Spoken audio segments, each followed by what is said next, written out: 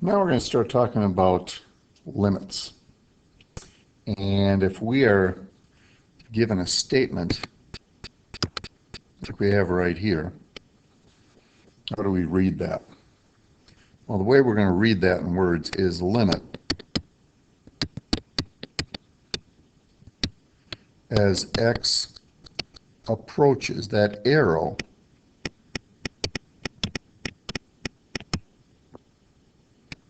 this arrow right here means x is approaching 2. The limit as x approaches 2 is 3. So we've got this function f of x. And so as x gets close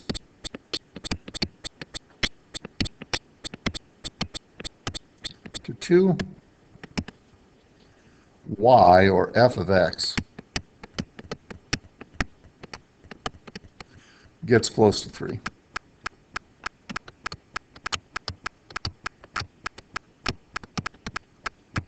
That's going to be how we read something like that. Down here, as x, the limit,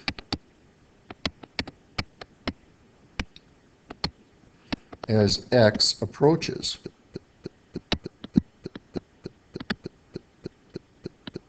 3.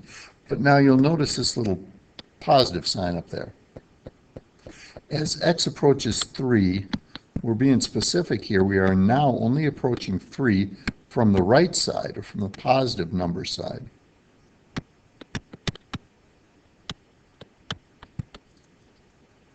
The limit as x approaches 3 from the right of this function f of x is -1. Or again, as x approaches, now I'm going to abbreviate that, 3 from the right,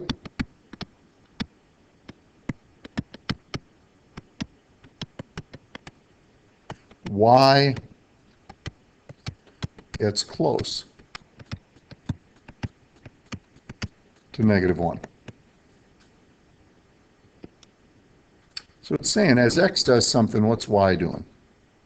As x gets close to something, what's y doing? Well, here we got a function where f of x is x over the sine of x.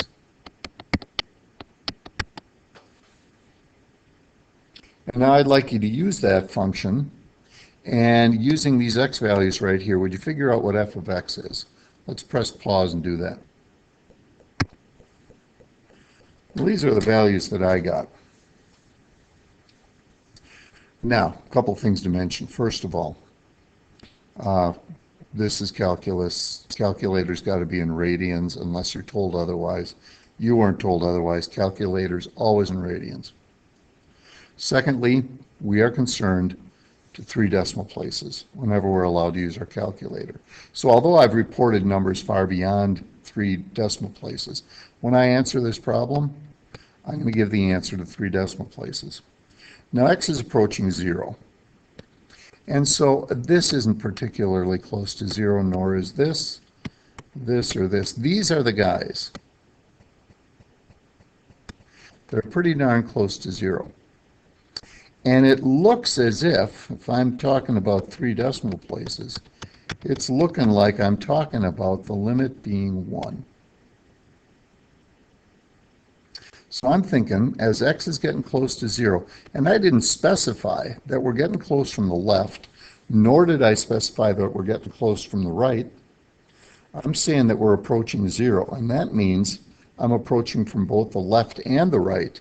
And in both cases, my y value, my f of x value, is getting pretty darn close to 1. So I'm feeling pretty good about this answer.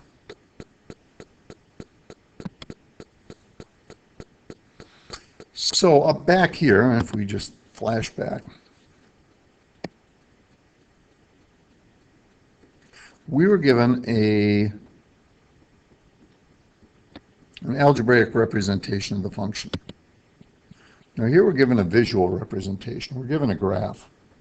Can we find limits We're given a graph. Well, what's the limit? Oops, let's go back up. What's the limit as x is approaching negative 2 from the negative side? So if I'm approaching negative 2 from the negative side, I'm coming in here, I'm approaching this x value of negative 2, and what I'm looking for is I'm looking for the y value. And the y value appears to be 2. Now what if I'm approaching negative 2, but I'm approaching from the positive side? So now let's approach negative 2. Let's approach from over here. And again, it appears as if the y value is getting pretty close to 2. Now what is f of negative 2? Well, now we're talking about this solid dot right here. And that y value is 1. So what is the limit? What is the limit as x approaches negative 2? Well, remember, a limit is I'm only approaching. Never says anything about arriving there. So as I approach negative 2 from the left and from the right, because this doesn't specify where I'm approaching, so I've got to approach from both sides, and from both sides I'm approaching 2. My limit is 2. Well, let's do the same thing over here when x is 3. What's the limit as x approaches? What's the limit as x approaches 3 from the left?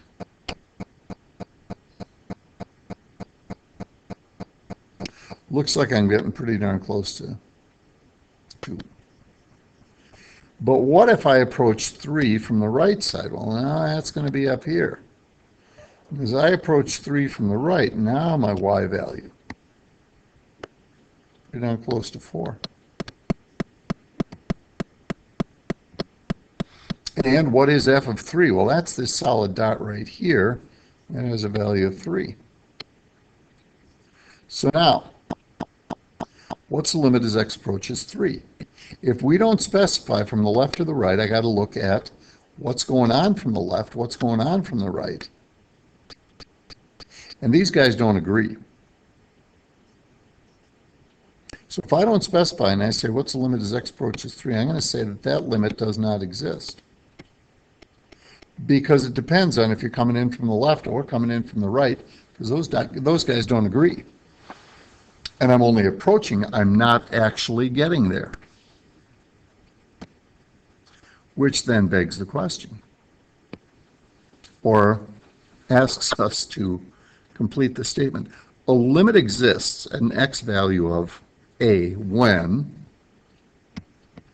the limit as x approaches a from the left of f of x is exactly the same as the limit as x approaches a from the right of f of x.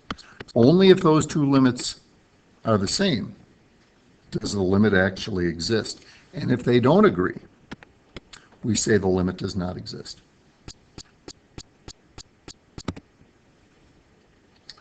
Now graph the function with the following conditions. My advice to you, use a pencil. You might be erasing some stuff. So let's make sure that all of these things are true.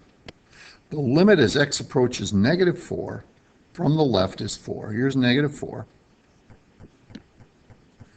And we've got to approach 4 as we come in from the left. So we're only approaching, we're not getting there. So I've got to approach negative 4. I've got to approach from the left side. Now, maybe it looks like that. I don't know. You know, maybe it looks like that. Maybe it's a nice straight line. I don't know which one it is.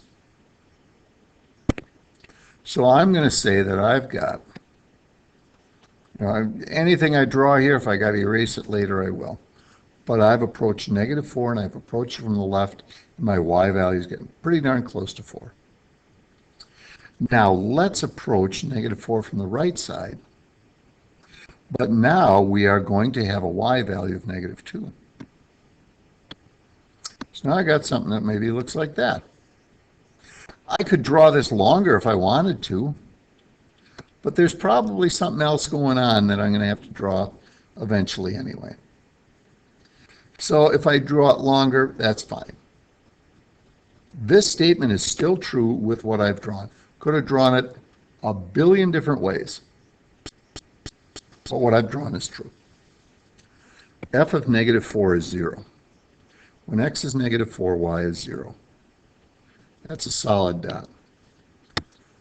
When x is 2, y is negative 5. Okay, we got to come down here.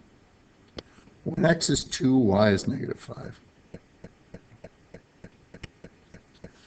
And now the limit as x approaches 2 is 3. Didn't specify which side. So that means when x approaches 2 from the left and the right, I'm getting 3. So you might just draw something like this.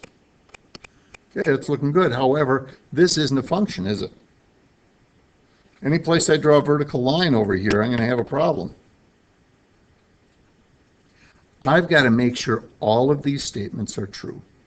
This is where the eraser comes in. I'm going to erase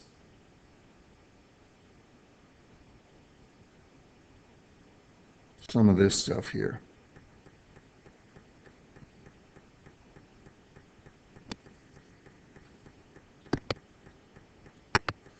And I'm going to make sure, oh, and you know what?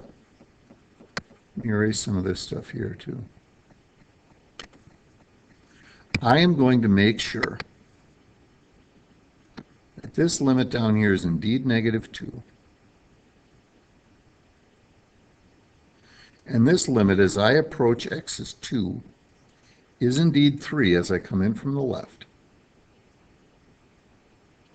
And now every single one of these statements is true.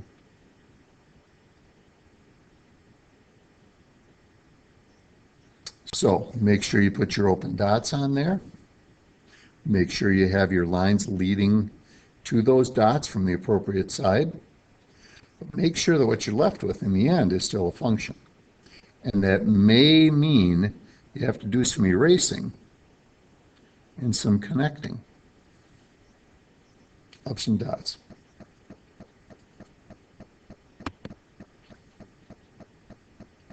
Now we're going to get to the definition of a vertical asymptote shortly here.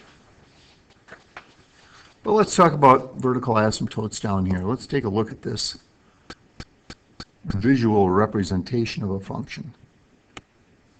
What are the equations of the vertical asymptotes? Well, it looks like this function has a vertical asymptote at x is negative 2. So that's an equation. We've got to have an equal sign. And I think there's a vertical asymptote at 3. Vertical asymptotes always have equations of x equals. Now find the following limits. Okay. What is the limit as x approaches 3? Well, it doesn't specify which side, so I've got to look from the left, and I've got to look from the right. And as I approach 3 from the left, boy, it's looking like negative infinity. And as I approach 3 from the right, it looks like this baby's climbing and climbing and climbing. That looks like positive infinity. The left and the right don't agree.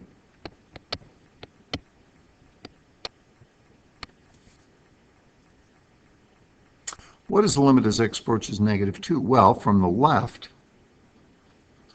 that appears to be approaching infinity. From the right, that appears to be approaching infinity. They do agree.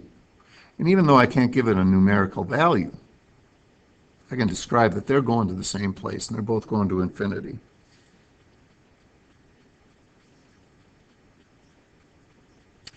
So in each of these cases, whether the limit exists or doesn't exist,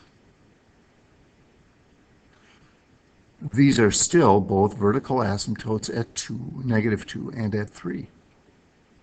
So what's the definition of a vertical asymptote?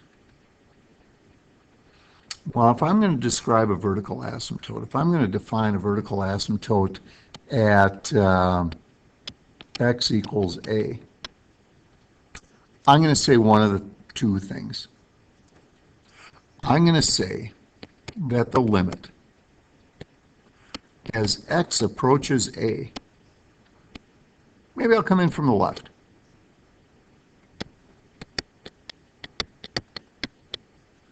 And if it's a vertical asymptote, that means I'm going up to infinity, or possibly negative infinity. So I'll either say infinity or negative infinity. So that's why I'm going to say this. It's one or the other. Or maybe my description is that the limit as x approaches a from the positive side of f of x is equal to infinity, or possibly negative infinity. I just have to approach from one side and be going all the way up to infinity or all the way down to negative infinity. I just have to pick a side. And if, like at -2, they're both the same, well, great, I could choose either one. Here, again, I could choose either one to describe why there is a vertical asymptote. These right here are reasons. If you're asked for the reason, why do you say there's a vertical asymptote? You're going to use the word limit, and you're going to use the word infinity anytime you're asked for an asymptote. So keep that in mind. And certainly our descriptions here use the term limit, and they used infinity.